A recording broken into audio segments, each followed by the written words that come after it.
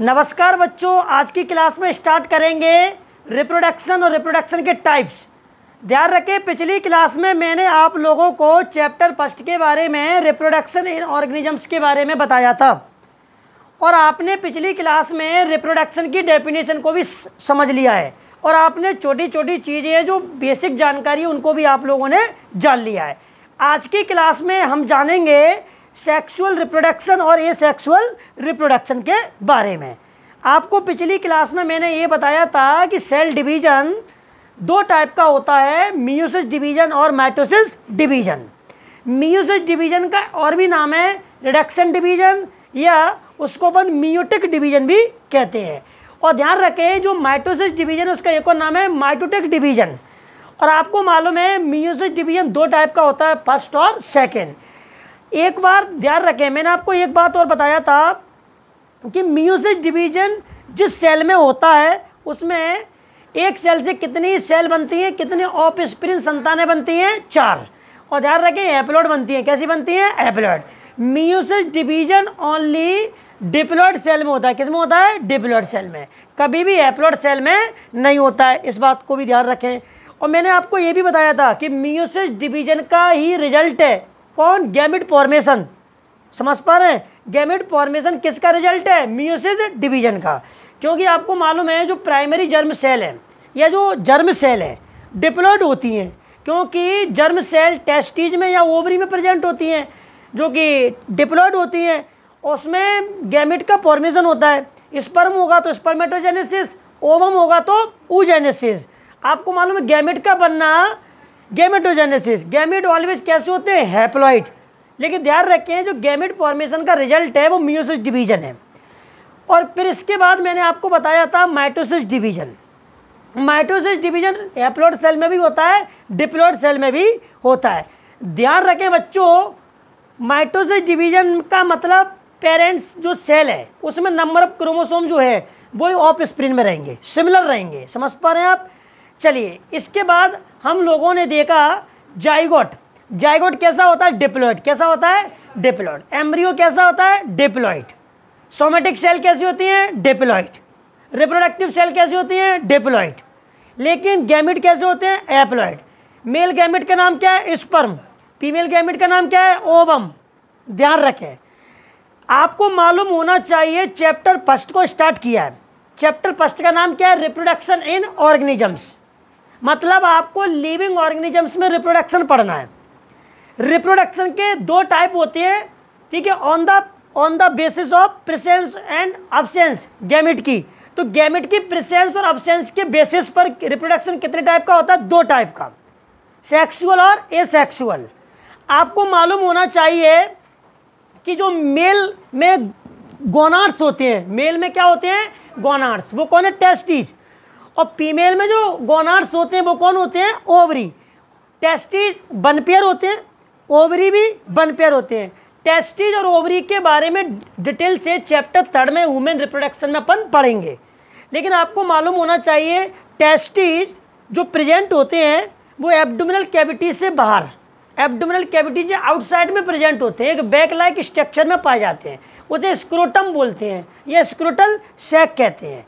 और टेस्टिस में ही germ cell होती हैं जो स्पेशल टाइप की होती हैं। समझ पा रहे हैं आप? और उन्हीं में मियोसिस डिवीज़न होता है जिससे स्पर्म का फॉर्मेशन होता है। तो स्पर्म का फॉर्मेशन टेस्टिस में होता है, ध्यान रखें। और टेस्टिस के स्ट्रक्चर को अपन चैप्टर थर्ड में पढ़ेंगे। लेकिन ध्यान रखें, हम बात कर रहे हैं ओवरी। फीमेल में ओवरी वन पेयर होती हैं और आपको मालूम है ओवरी के अंदर ओवम का फॉर्मेशन होता है। ओवम का बनना ओव्यूलेशन कहलाता है। Sorry oogenesis। क्या बोलते हैं? oogenesis। ओवरी से अगर ओवम निकलता है तो उसे ओव्यूलेशन कहते हैं और ओवम का बनना oogenesis कहते हैं। ध्यान रखें, ओवम भी एक यूनिसेलुलर है, स्पर्म भी कैसा है? यूनिसेलुलर है। समझ गए? स्पर्म में भी न्यूक्लियस होता है, ओवम में भी न्यूक्लियस होता है और न्यूक्लियस के अंदर ही जेनेटिक मटेरियल प्रेजेंट होता है।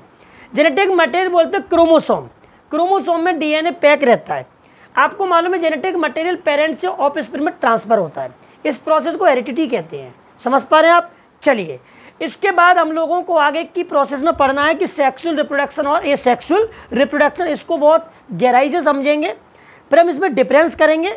फिर हम आगे के टॉपिक जो नोट्स में दिए उसके अकॉर्डिंग चलेंगे, लेकिन अभी हम सबसे पहले सेक्सुअल रिप्रोडक्शन और ये सेक्सुअल रिप्रोडक्शन के बारे में समझेंगे।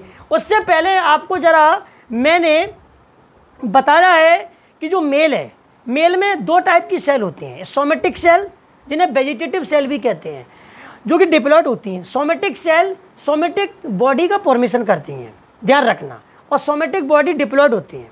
मतलब डिप्लॉयड का मतलब होता है कि जो सेल है, सोमेटिक सेल है, उसमें जो न्यूक्लियस होगा उसमें नंबर ऑफ क्रोमोसोम पेयर में होंगे, 23 पेयर होंगे, 46, ध्यान रखना। अब जो रिप्रोडक्टिव सेल हैं जिन्हें सेक्स सेल कहते हैं, जिन्हें हम जर्म सेल कहते हैं, ठीक है, जो कि जैसे कि गोनाड्स का फॉर्मेशन करते हैं। गोनाड्स मेल में टेस्टिस, समझ पा रहे हैं।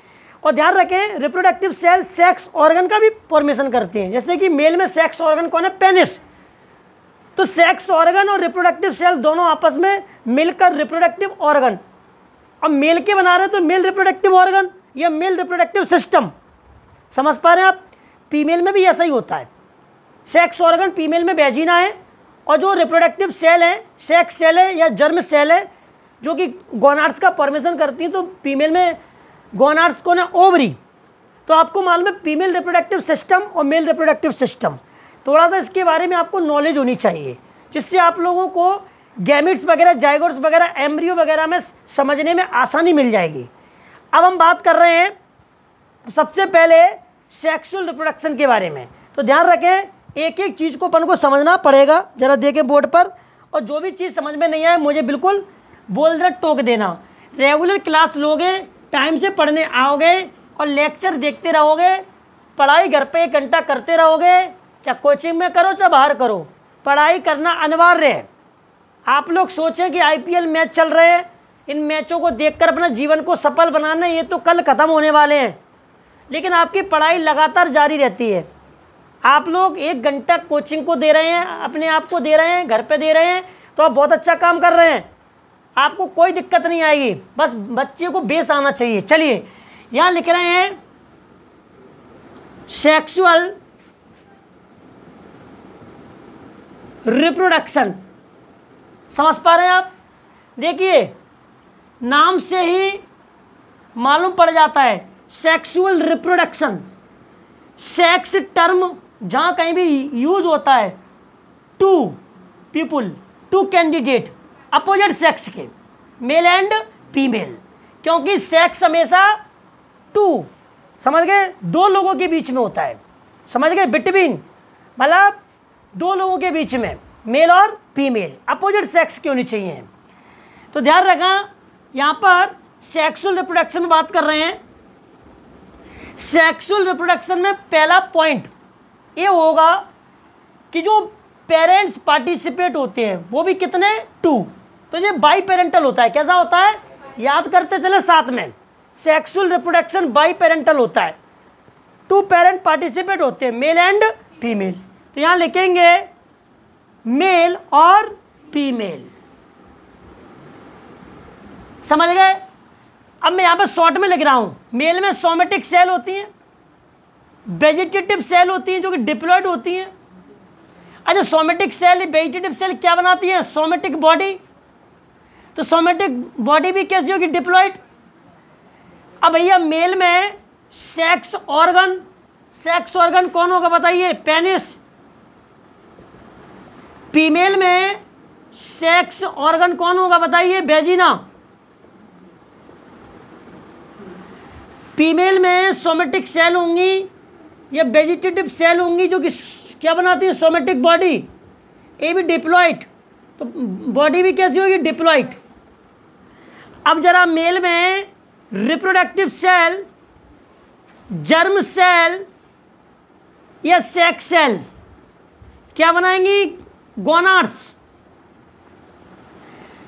गोनाड्स मेल में कौन है बताओ, टेस्टिस, समझ गए। रिप्रोडक्टिव सेल भी कैसी होती है, डिप्लॉयड, समझ नहीं पा रहे हैं आप, एस क्यों लगा दियो गोनाड्स में, टेस्टिस 1 पेयर होते हैं। फीमेल में reproductive cell, sex cell, germ cell, gonads कौन है बताइए, ओवरी। आप एक तरीके से भी बोल सकते हैं कि जो जर्म सेल है, रिप्रोडक्टिव सेल है, सेक्स सेल है, ये गोनाड्स में प्रेजेंट होती हैं, ओवरी में। तो ये भी कैसे बताओ, डिप्लॉइड। अब बताइए ओवरी में क्या बनेगा, ओवम। इसमें क्या बनेगा बताइए, स्पर्म। इसमें कौन सा डिवीजन होगा बताइए, मियोसिस डिवीजन होगा। आपके दिमाग में एक क्वेश्चन आ रहा होगा, सर आपने बताया कि मियोसिस डिवीजन 2 टाइप का होता है, फर्स्ट और सेकंड, तो यहाँ पे आपने स्पर्म तो एक ही बना जाए, बनते 4 ही हैं। जब मैं आपको ह्यूमन रिप्रोडक्शन में स्पर्मेटोजेनेसिस प्रोसेस पढ़ाऊंगा वहाँ बताऊंगा। यहाँ पे भी ओवम, ओवम बनता एक है, इसमें पोलर बॉडी बनती है, बनेंगे 4 ही, उस चैप्टर में बताऊंगा आपको। तो ध्यान रखें, मियोसिस डिवीजन, मियोसिस डिवीजन का रिजल्ट है क्या, ओवम का बनना और स्पर्म का बनना। ये दोनों कौन है, गैमिट। कौन है ये, गैमिट कैसे होते हैं बताओ, हैप्लॉइड। स्पर्म भी एक सेल है, ओवम भी एक सेल है, ये यूनिसेलुलर है और ये भी यूनिसेलुलर है। अब सुनो जरा, ये दोनों आपस में क्या करेंगे, मिलेंगे। इस प्रोसेस को क्या बोलेंगे, फर्टिलाइजेशन। क्या बोलेंगे भैया जी, फर्टिलाइजेशन। ध्यान रखना, ये दोनों आपस में मिलेंगे, इसके बाद क्या बनेगा, जाइगोट। क्या बनेगा, जाइगोट। कैसा बनेगा, डिप्लॉइड। कैसा बनेगा, डिप्लॉइड। और कैसा बनेगा, यूनिसेलुलर। समझ पा रहे हैं। अब इसके बाद बच्चों इसमें होगा mitosis division.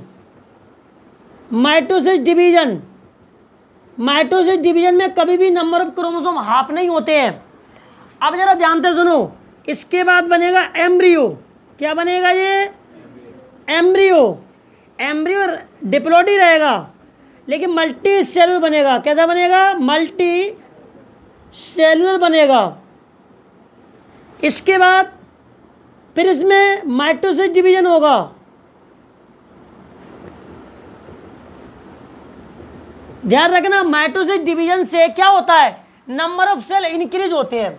Number of cell increase होते हैं, मतलब कोशिका की संख्या बढ़ती है लेकिन नंबर ऑफ क्रोमोसोम तो सिमिलर रहेंगे। समझ पा रहे हैं। इसके बाद क्या बनेगा, ऑर्गेनिजम्स। ठीक है, वो भी कैसा बनेगा, डिप्लॉइड बनेगा। और कैसा बनेगा, मल्टी सेलुलर बनेगा। ध्यान दें, यहाँ पर ऑर्गेनिजम्स 2 टाइप के होते हैं। जो पैदा होता है उसे ऑफस्प्रिंग कहते हैं, और जिससे पैदा होते हैं वो पेरेंट्स होते हैं। या तो मेल पैदा होगा, मेल ऑफस्प्रिंग, या फीमेल ऑफस्प्रिंग। अगर क्रोमोसोम पे डिपेंड करता है, समझ गए। अगर यहाँ पे एक्स बाय मिल गया, वो एक्स एक्स मिल गया तो कौन, लड़की। अगर मान के चलिए वाई और एक्स मिल जाता तो कौन बन जाता, लड़का। समझ पा रहे हैं, बॉय और गर्ल्स। अब इसके बाद जन्म होगा। क्या होगा भैया, इसका जन्म होगा। जन्म होने के बाद फिर उसमें ग्रोथ होगी, मैच्योरिटी आएगी। जैसे कि अपन अपने बारे में समझ लेते हैं, जन्म हुआ, ग्रोथ होगी, मैच्योरिटी आएगी, फिर वो रिप्रोडक्शन करेगा, सेंसनेंस, उसमें बुढ़ापा आएगा, उसके बाद डेथ हो जाएगी। ये साइक्लिक चलती रहेगी। ये कौन सा रिप्रोडक्शन है, सेक्सुअल रिप्रोडक्शन। अच्छा जी बताइए, ह्यूमन स्पीसीज कौन सा रिप्रोडक्शन करती है, सेक्सुअल रिप्रोडक्शन। वुमेन कैसा है, यूनिसेक्सुअल की बाइसेक्सुअल, बताओ फटाफट कैसा है, यूनिसेक्सुअल। मेल का सेक्स अलग है, फीमेल का सेक्स अलग है। अच्छा एक बात बताइए, सेक्सुअल रिप्रोडक्शन में गैमेट का फॉर्मेशन हो रहा है क्या, बिल्कुल हो रहा है। बोलते जाओ, तो अगर बैठे रहेंगे तो कैसे समझ में आएगा, बैठने तो आए नहीं अपन लोग। तो सेक्सुअल रिप्रोडक्शन में गैमेट का क्या हो रहा है, फॉर्मेशन। जब गैमेट का फॉर्मेशन होगा तो गैमेट का फ्यूजन भी होगा। तो बताइए सेक्सुअल रिप्रोडक्शन में गैमेट का क्या हो रहा है, फ्यूजन। क्या हो रहा है भैया, फ्यूजन हो रहा है। अच्छा गैमेट के फ्यूजन को क्या बोलते हैं, फर्टिलाइजेशन। क्या बोलते हैं, फर्टिलाइजेशन। एक बात बताइए, एक तुम्हें एक अच्छी चीज बताऊं, reproductive unit, unit of reproduction, मतलब रिप्रोडक्शन की यूनिट कौन है, तो गैमेट बोला करो। कौन बोला करो भैया, क्वेश्चन आ जाए रिप्रोडक्शन, मतलब जो यूनिट ऑफ रिप्रोडक्शन, मतलब रिप्रोडक्शन की इकाई कौन है, तो क्या बोलोगे आप, गैमेट। ध्यान रखना। अच्छा, गैमेट से क्या होता है, ऑर्गेनिजम्स डेवलप होता है, ऑर्गेनिजम्स प्रोड्यूस होता है, जीव पैदा होता है उससे। समझ पा रहे हैं आप। चलिए अच्छा एक बात बताइए, सेक्सुअल रिप्रोडक्शन में कौन सी सेल भाग ले रही है, रिप्रोडक्टिव सेल या सेक्स सेल ले रही हैं, या जर्म सेल भाग ले रही हैं। समझ पा रहे हैं आप। चलिए अच्छा, सेक्सुअल रिप्रोडक्शन में कितने पेरेंट पार्टिसिपेट हो रहे हैं, 2। कितने हो रहे हैं, 2 पेरेंट्स। समझ पा रहे हैं। अच्छा एक बात बताइए, सेक्सुअल रिप्रोडक्शन में कितने डिवीजन हो रहे हैं, बताओ। 1 2 हो रहे हैं, मियोसिस डिवीजन और माइटोसिस डिवीजन। समझ पा रहे हैं आप। चलिए अच्छा, तुम्हें एक अच्छी चीज बताऊं, सेक्सुअल रिप्रोडक्शन में अल्टरनेशन ऑफ जनरेशन देखने को मिलता है, अल्टरनेशन ऑफ जनरेशन, पीढ़ी एकांतरण भी देखने को मिलता है। ये क्या होता है, ये एक अलग ही पॉइंट है जी। अल्टरनेशन ऑफ जनरेशन का मतलब होता है डिप्लॉइड, हैप्लॉइड, डिप्लॉइड और हैप्लॉइड। देखो पहले कैसा होता है, डिप्लॉइड, फिर कैसा होता है बताओ, हैप्लॉइड, फिर कैसा बन जाता है, क्योंकि आपको मालूम है ये कैसे बनेंगे, हैप्लॉइड, फिर दोनों मिलेंगे तो क्या बनेगा, डिप्लॉइड, फिर क्या बनेगा, हैप्लॉइड, फिर क्या बनेगा, डिप्लॉइड। देखो जरा पहले कैसा था बताओ, यहाँ पर कैसा था पहले बताओ, डिप्लॉइड, अब कैसा बन गया बताओ, पर अब हैप्लॉइड, ये भी कैसा है, हैप्लॉइड, फिर दोबारा क्या बन गया, डिप्लॉइड, फिर ये जन्म लेंगे, फिर वही प्रोसेस फिर चालू। तो सेक्सुअल रिप्रोडक्शन में अल्टरनेशन ऑफ जनरेशन देखने को मिलता है। समझ पा रहे, पीढ़ी एकांतरण। समझ गए। चलिए एक बात और, सेक्सुअल रिप्रोडक्शन स्लो प्रोसेस है। कैसी प्रोसेस है, स्लो प्रोसेस है। आप लोगों को चैप्टर 3 में जब मैं आपको पढ़ाऊंगा तो वहाँ मोरुला, ब्लास्टुला, गैस्टुला भी बताऊंगा। ये क्या अपन डायरेक्ट पढ़ते हैं प्रोसेस को, समझ रहे हैं बात को। चलिए अब ध्यान दें, सेक्सुअल रिप्रोडक्शन में क्या होता है, फर्टिलाइजेशन। क्या होता है, बोलते रहो, क्या होता है, फर्टिलाइजेशन। अच्छा जी बताइए, सेक्सुअल रिप्रोडक्शन के द्वारा जो ऑफस्प्रिंग पैदा हो रही है, कौन हो रही है, ऑफस्प्रिंग, ऑफस्प्रिंग, ठीक है, संतान, क्या बोलते हैं, संतान। ठीक है, हम क्या कहना चाह रहे हैं, क्या बताना चाह रहे हैं आपको, सेक्सुअल रिप्रोडक्शन के द्वारा जो संतान पैदा होती है उसमें वेरिएशन होते हैं। क्या होते हैं बच्चों, वेरिएशन। वेरिएशन का मतलब होता है विभिन्नताएं। अच्छा वेरिएशन क्यों होते हैं, इसमें मेल के भी कैरेक्टर होते हैं और फीमेल के भी कैरेक्टर होते हैं।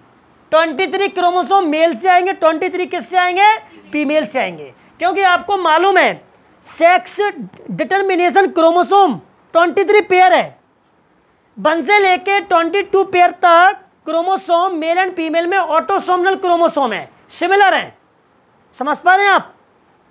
अच्छा 1 से लेके 22 पेयर क्रोमोसोम किसका फॉर्मेशन करते हैं, सोमेटिक बॉडी का। किसका करते हैं, चाहे मेल के अंदर तो चाहे फीमेल के अंदर हो। लेकिन ध्यान रखना जो 23 पेयर क्रोमोसोम है मेल एंड फीमेल में, वो सेक्स डिटर्मिनेशन क्रोमोसोम होता है। XX तो आपको मालूम है क्या, लड़की, XY तो लड़का। ध्यान रखना फीमेल में एक ही X होता है, वो XX तो बोलते हैं लेकिन एक ही X माना जाता है, और मेल में एक X होता है, एक Y होता है। ध्यान रखना इस बात को भी आप, जब मैं आपको जेनेटिक्स पढ़ाऊंगा तब और बताऊंगा अच्छी तरह से। तो ऑफस्प्रिंग में वेरिएशन होते हैं। अच्छा वेरिएशन क्यों आ रहे हैं, 2 पेरेंट्स के कैरेक्टर्स ऑफस्प्रिंग में ट्रांसमिट हो रहे हैं। इस प्रोसेस को हेरिडिटी कहते हैं। जेनेटिक मटेरियल का ट्रांसमिट होना, इस प्रोसेस को हेरिडिटी कहते हैं। अच्छा वेरिएशन किस में हेल्प करते हैं, ऑर्गेनिक एवोल्यूशन में। किस में करते हैं, ऑर्गेनिक एवोल्यूशन में, कार्बनिक जैव विकास में। क्योंकि आपको मालूम है ओरिजिन ऑफ स्पीसीज, जीवन की उत्पत्ति ऑर्गेनिक मैटर, कार्बनिक पदार्थों से ही हुई है। 7th चैप्टर में एवोल्यूशन में आपको बताऊंगा, जब मैं आपको 12th क्लास की बायोलॉजी पढ़ाऊंगा जब। तो ध्यान रखें, अभी हम इस बात को जानने का प्रयास कर रहे हैं कि जो वेरिएशन है ऑफस्प्रिंग में, वो एडेप्टेशन, अनुकूलन में हेल्प करते हैं। किस में हेल्प करते हैं, अनुकूलन, एडेप्टेशन में। एक एक पॉइंट्स को समझना, जगह पर याद हो जाएगा क्वेश्चन, आपको जरूरत नहीं पड़ेगी कि बाहर जाके पढ़ना है कि यहाँ पढ़ना है कि वहाँ पढ़ना है। किसी भी वीडियो को किसी भी टीचर पे, किसी भी नोट से, गाइड से पढ़ लेना। अगर आपने मुझसे पढ़ लिया तो जगह पे याद हो जाएगा, ये बात की गारंटी है। बस मैं आपको बेहतरीन पढ़ाने की कोशिश करूंगा, ना कि आपको बेवकूफ़ बनाऊंगा। समझ में पूरा आएगा। रेगुलर क्लास लेंगे तभी आनंद आएगा। गर्मियाँ पड़ रही हैं, हमको भी गर्मी लगती है, हम भी इंसान हैं, लेकिन एक बार आपको आएंगे तो इसके बाद तो फिर आप शीत लहर में बैठ जाओगे ना। उसके बाद प्रकाएगी गर्मी, आपको मालूम नहीं चलेगा। ये MLB पढ़ाओ, फूलबाग पे चलिए, बच्चे 3-3 ढाई बजे घर से निकल रहे हैं कोचिंग पढ़ने के लिए। चाहे बच्चा 8th का हो, 9th का हो, 10th का हो, 11th का, 12th का, ड्रॉपर का हो, जीवन में कुछ पाने के लिए खोना पड़ता है। घर बैठ के बिस्तरों पे सोने से, एसियों में लेटने से मोबाइल ने आप लोगों को खोखला कर दिया बच्चों को। बस सत्य बता रहा हूँ, आज नहीं तो कल कोचिंग चालू करना आपको। तो जो बच्चे अभी से आ रहे हैं, जो छोटी छोटी चीज़ें जान लेंगे, फिर तो वो चैप्टर पढ़ेंगे सीधा। फिर पूछते पढ़ेंगे सर गैमेट क्या होता है, जाइगोट क्या होता है, एम्ब्रियो क्या होता है, सेक्स सेल क्या होती हैं, गोनाड्स क्या होते हैं, सेक्सुअल रिप्रोडक्शन क्या होता है, इवोल्यूशन क्या होता है, फिर पूछते पढ़ेंगे। फिर सिपकंदर को पढ़ाना नहीं आता है, चलो रॉक्सी लगाएंगे कोचिंग, चलो भैया उस टीचर पे लगाएंगे। जब पढ़ा रहे थे तब तो सो गए थे। MP बोर्ड का बच्चा, बस यही इसकी दिक्कत है, टटोरता है, वो समझ नहीं पा रहा है, वो भी अपने आप को भी और टीचरों को भी, पढ़ाई को भी। चलिए, मेरा काम है समझाने का, क्योंकि मैं आपको समझा रहा हूं। समझ पा रहे हैं आप?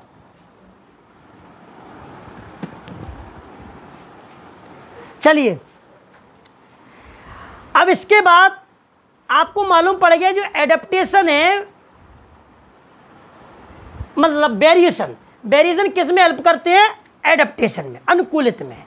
आज एक क्वेश्चन है, सेक्सुअल रिप्रोडक्शन के द्वारा जो ऑफस्प्रिंग प्रोड्यूस हो रही हैं उन्हें क्लोन नहीं कहते। क्या नहीं कहते? क्या नहीं बोलते? क्लोन नहीं बोलते। अच्छा, क्लोन क्या होता है? क्लोन ऑफस्प्रिंग किसको बोलते हैं? जो संतानें होती हैं उन्हें क्लोन कहते हैं। वो बोलेंगे एसेक्सुअल रिप्रोडक्शन में। अच्छा, इसका मतलब क्या है? सुनो, मतलब मेरा कहने का ये है कि जो ऑफस्प्रिंग होती हैं संतानें, वो अपने पेरेंट्स से जेनेटिकली मॉर्फोलॉजिकली सिमिलर है। ऐसे मैं हूँ, मैं जेनेटिकली और मॉर्फोलॉजिकल रूप से सिमिलर हूँ अपने पेरेंट्स से, तो मैं कौन सी ऑफस्प्रिंग होऊंगा? क्लोन होऊंगा। लेकिन सेक्सुअल रिप्रोडक्शन के द्वारा जो ऑफस्प्रिंग प्रोड्यूस हो रही हैं उनमें वेरिएशन है, उन्हें क्लोन नहीं कहेंगे, क्योंकि morphology external character studies called morphology. Genetically मतलब जेनेटिक मटेरियल, तो genetic material and morphology similar to parents. समझ पा रहे? तो कहने का मतलब ये है कि उन्हें क्लोन कह देंगे। अगर सिमिलर नहीं है तो उन्हें क्या बोलेंगे? क्लोन नहीं है वो। तो ध्यान रखना इस बात को कि जो सेक्सुअल रिप्रोडक्शन के द्वारा जो ऑफस्प्रिंग प्रोड्यूस हो रही हैं उन्हें क्लोन आप नहीं कह सकते, पहली बात। अगला पॉइंट, सेक्सुअल रिप्रोडक्शन में जो पार्टिसिपेट कौन हो रही हैं? यूनिट्स, रिप्रोडक्शन की यूनिट्स, जिन्हें गैमेट बोलते हैं। क्या बोलते हैं? गैमेट। समझ पा रहे हैं आप? और ध्यान रखना, सेक्सुअल रिप्रोडक्शन के अंदर 2 पेरेंट पार्टिसिपेट हो रहे हैं। ये तो मैंने आपको मन से बता दिया। अब बताइए, जब आप डिफरेंस पढ़ेंगे उसके बारे में पढ़ेंगे, नोट्स में सब सिंपल लिखा होगा। अब इसके बाद मैं आपको लेकर चलता हूं एसेक्सुअल रिप्रोडक्शन पर, फिर आपको डिफरेंस करा दूंगा और फिर आपको नोट से लाइन टू लाइन पढ़ के सुना दूंगा। और बताइए क्या इससे क्या सिंपल लोगे आप? और समझ में नहीं आए तो आज नहीं कल ले आना। तुम में जितनी क्षमता है, ताकत है, चाहे NCERT से पढ़ो, चाहे तुम किसी मेरे जो नोट्स है उससे पढ़ो, हर चीज़ का जवाब है। बस पढ़ने वाला बच्चा होना चाहिए, नए नए क्वेश्चन निकाल के लाए तो कुछ आनंद आए। चलो इधर देखो,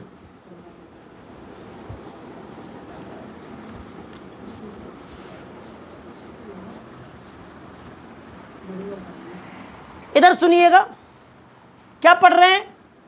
ए सेक्सुअल रिप्रोडक्शन। सुनना ध्यान से, क्वेश्चन भी बनते हैं, क्वेश्चन भी मैं आपको बना के दिखा दूंगा। बताइए, यूनी पेरेंटल कैसा होता है? ये यूनी पेरेंटल, 1 पेरेंट पार्टिसिपेट होता है इसमें। समझ गए? अब तुम समझ ही गए, नाम से पता पड़ रहा है ये सेक्सुअल, इसमें सेक्स की जरूरत नहीं पड़ेगी, तो एक ही पेरेंट पार्टिसिपेट होगा। गैमेट फॉर्मेशन नहीं होगा, गैमेट का फॉर्मेशन नहीं होगा। जब गैमेट का फॉर्मेशन नहीं होगा, फ्यूजन भी नहीं होगा, मतलब गैमेट मिलेंगे ही नहीं। जब गैमेट ही नहीं बन रहे तो वो कहां से मिलेंगे? अब ध्यान रखें, इसमें ओनली माइटोसिस डिवीजन होगा। क्या होगा? माइटोसिस डिवीजन होगा बच्चों, समझ गए? दूसरी बात ध्यान देना, ये फास्ट प्रोसेस है। कैसी है? Fast process. 6 पॉइंट, जो ऑफस्प्रिंग होती हैं उनमें वेरिएशन देखने को नहीं मिलते। संतानों में ऑफस्प्रिंग में क्या नहीं होते? वेरिएशन नहीं होते। मतलब ऑफस्प्रिंग सिमिलर होती हैं जेनेटिकली रूप से भी, मॉर्फोलॉजिकल रूप से भी, अपने पेरेंट्स से। किससे? पेरेंट्स से। तो ऐसी संतानों को क्या बोलेंगे? क्लोन कहेंगे। क्या बोलेंगे? क्लोन। तो बताइए, इस सेक्सुअल रिप्रोडक्शन के द्वारा जो ऑफस्प्रिंग प्रोड्यूस हो रही है उन्हें क्या बोला जाता है? क्लोन कहा जाता है। नंबर 7,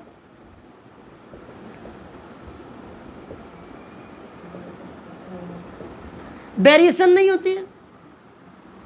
मतलब